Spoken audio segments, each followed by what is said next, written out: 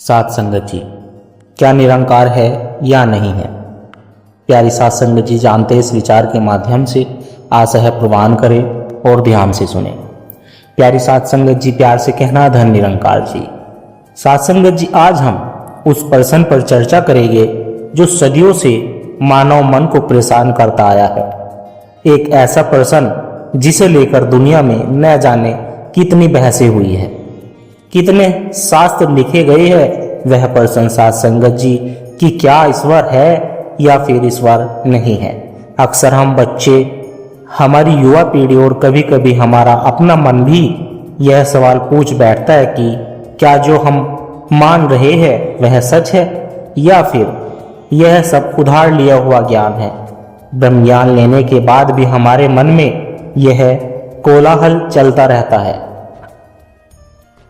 कई बार तो हमें ब्रह्म ज्ञान समझ भी नहीं आता, इसलिए हम इसे 4 बार ले लेते हैं, 4-5 बार ले लेते हैं। आज मैं आपको कोई ब्रह्म ज्ञान तो नहीं दूंगा साथ संगत जी, लेकिन एक इशारा करूंगा और कमाल की बात यह है कि इस इशारे को 100% वही समझ सकता है जिसने एक बार भी ज्ञान को लिया हो साथ संगत जी। अगर जिसने ब्रह्म ज्ञान को नहीं लिया, जिसे इस सत्य की पहचान नहीं, वह इस बात को बिल्कुल भी नहीं समझ पाएगा। तो देखते हैं साथ संगत जी कि आप मेरी बात को किस हद तक समझ पाते हैं।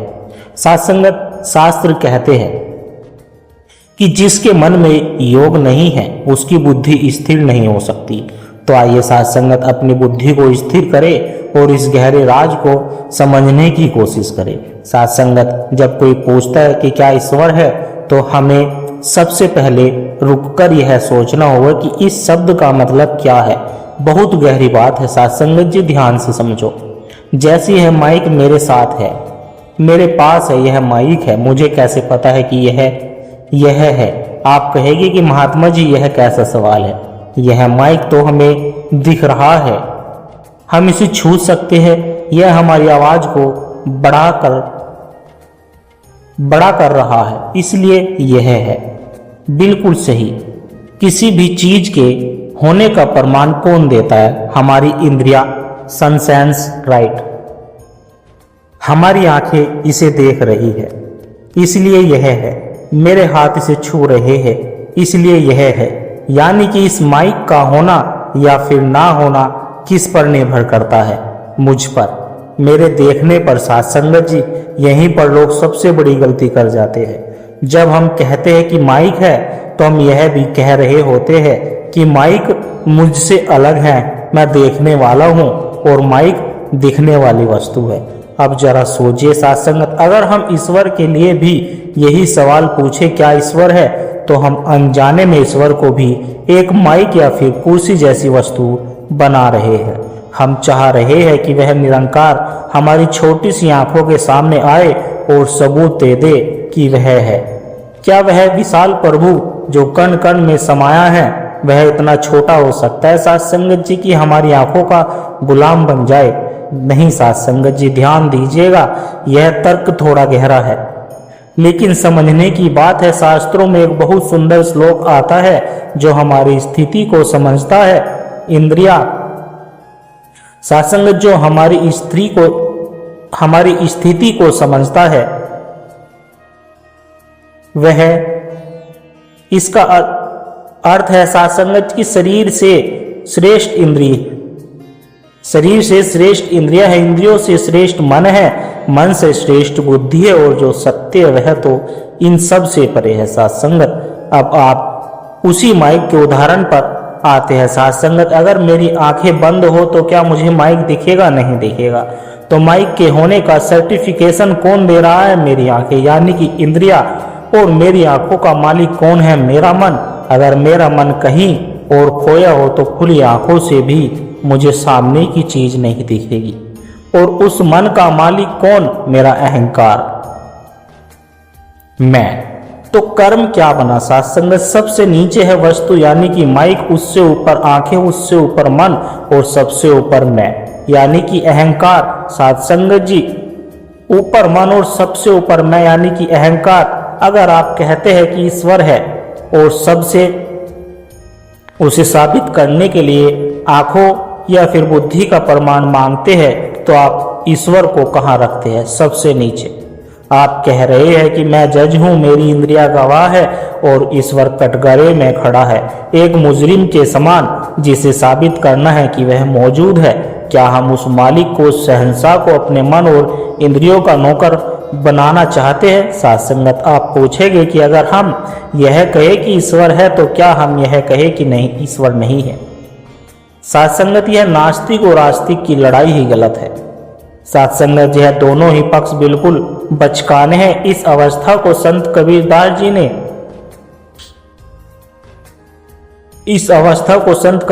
जी ने बहुत ही प्यारे शब्दों से सुलझाया। वह कहते हैं कि कबीर साहब से किसी ने पूछा, महाराज ईश्वर है या फिर नहीं है? तो कबीर साहब ने मुस्कुराकर कहा कि कहूँ तो है, कहूँ तो है, नहीं नहीं कहूँ तो नाही है, नहीं के बीच में साहब रहा समाही। साथ संगत जी, गौर करना, है नहीं के बीच में है, इसका क्या मतलब है? इसका मतलब है कि वह कोई वस्तु नहीं है जिसके बारे में आप हाँ या फिर ना का थप्पा लगा सकते हैं।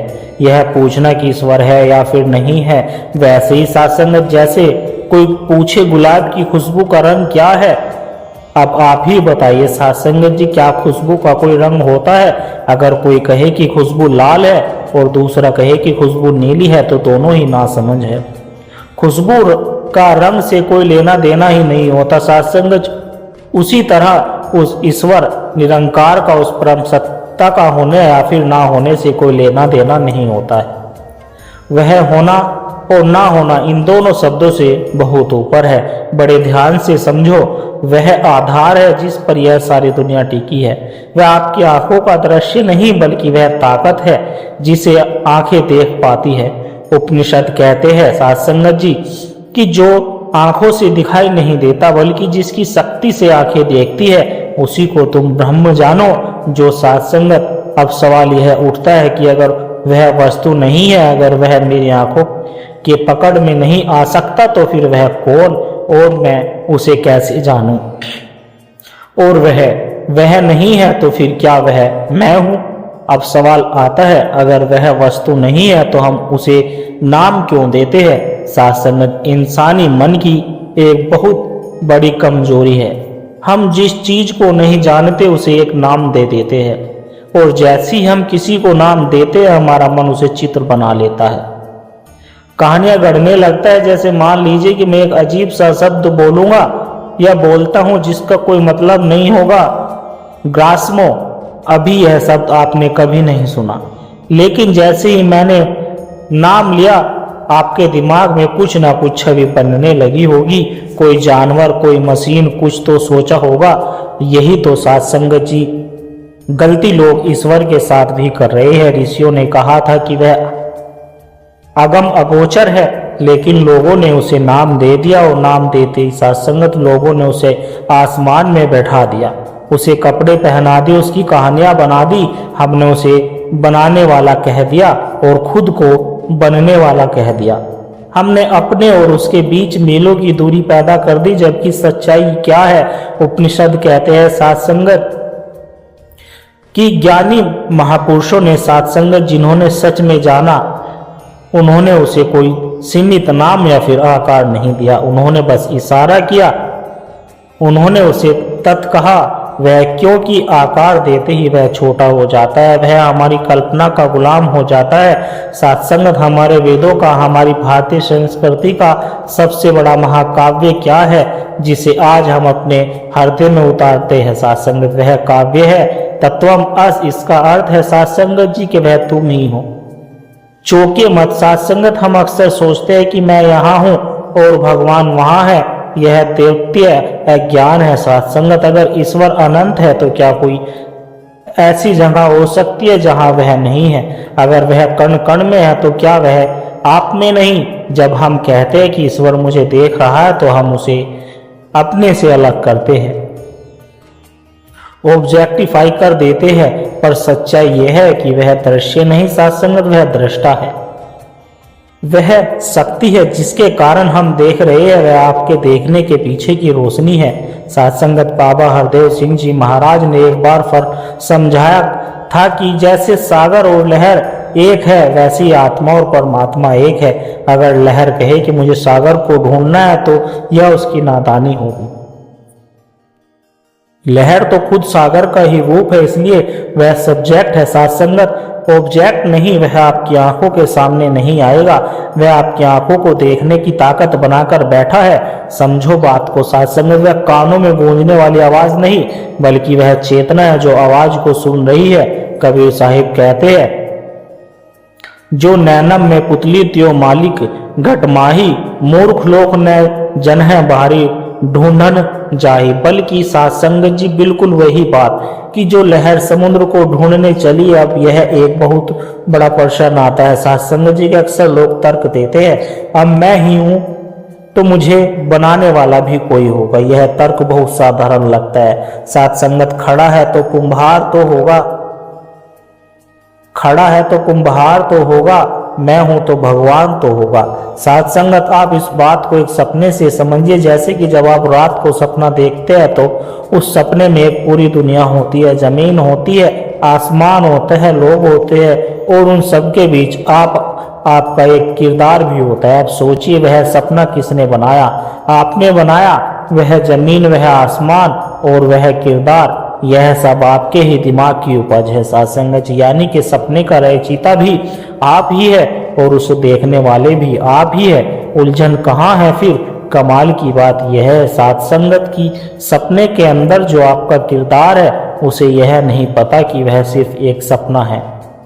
अगर सपने के अंदर उस किरदार से कोई कहे कि तू ही ईश्वर है, तू ही रचयिता हो, तो साथ संगत वह विश्वास नहीं करेगा। वह पूछेगा, अगर ईश्वर मैं हूं तो मेरे पास शक्ति क्यों नहीं है? मैं उड़ क्यों नहीं सकता? मैं लाचार क्यों हूं? वह ऐसा इसलिए सोच रहा है साथ संगत क्योंकि उसने खुद को उस सपने वाले छोटे से शरीर तक सीमित मान लिया है। वह भूल गया है कि असलियत में वह शरीर नहीं है, बल्कि वह तो बिस्तर पर सोया हुआ वह व्यक्ति है जिसके दिमाग में यह पूरा खेल चल रहा है। यही जीवन का सच है। ब्रह्म ज्ञान बिल्कुल यही स्थित है साथ संगत। हमारी असली दुनिया में भी यह संसार भी ईश्वर का ही एक विशाल सपना या फैलाव है। शास्त्रों में कहा गया है कि एक हम बहुश्याम, यानी कि मैं एक हूं अब अनेक हो जाऊं। ईश्वर ने अपनी चेतना से संसार को रचा है। हम सब उसी ईश्वर का अंश है, उसी का विस्तार। लेकिन समस्या यह है कि हमने खुद को इस हार्ड मांस के शरीर और अहंकार से जोड़ लिया है। इसलिए जब हमें कहा जाता है कि तुम ही ब्रह्म हो या फिर ईश्वर तुम्हारे भीतर है, तो हमें यह मजाक लगता है, क्योंकि हम खुद को शरीर मानकर अपनी शक्तियों को भूल बैठे हैं साथ संगत। जैसे सपने का सच जागने वाला व्यक्ति है, वैसे ही साथ संगत इस संसार का सच ईश्वर निरंकार है। हम शरीर नहीं, हम वह चेतना है। तो साथ संगत जी हमें ईश्वर को सिद्ध नहीं करना, हमें अपने झूठ में को मिटाना है। जब यह झूठ मैं मिट जाता है, जब इंद्रियों का शोर शांत हो जाता है, तब जो बचता है वही सत्य है, वही ईश्वर है। तो निष्कर्ष क्या है साथ संगत जी? हम अक्सर कहते हैं कि गॉड इज ट्रूथ, यानी कि ईश्वर सत्य है। इसमें एक खतरा है साथ संगत। पर महात्मा गांधी और बड़े बड़े विचारकों ने इस बात को पलटा। उन्होंने कहा कि ट्रुथ इज गॉड, यानी कि सत्य ही ईश्वर है। सत्य क्या है? वह जो कभी नहीं बदलता, वह जो आपके जन्म से पहले भी था और अभी भी है और शरीर जाने के बाद भी रहेगा। वह जो इंद्रियों के पकड़ में नहीं आता बल्कि इंद्रियों को चलाता है, वह आधार है। जिसे सिनेमा के पर्दों पर फिल्म चलती है, कभी आग लगती है, कभी बारिश होती है, लेकिन पर्दा ना जलता है ना भीगता है। यह दुनिया एक फिल्म है साथ संगत, और वह निरंकार यह पर्दा है। आप फिल्म के पात्रों में ईश्वर को मत ढूंढो, उस पर्दे को महसूस करो जो हर चित्र के पीछे मौजूद है। तो साथ संगत आज के बाद हम बहस ना करें कि यह ईश्वर है या नहीं है, क्योंकि है और नहीं तो चीजों के लिए होता है साथ संगत। वह तो है भी और नहीं भी, और उन दोनों से परे भी है। इन्हीं शब्दों के साथ दास आपसे आज्ञा लेना चाहता है। बड़े प्यार से आशा है कि आप सब समझे होगे मेरी बात को। बड़े प्यार से कहना। धन्य निरंकार जी।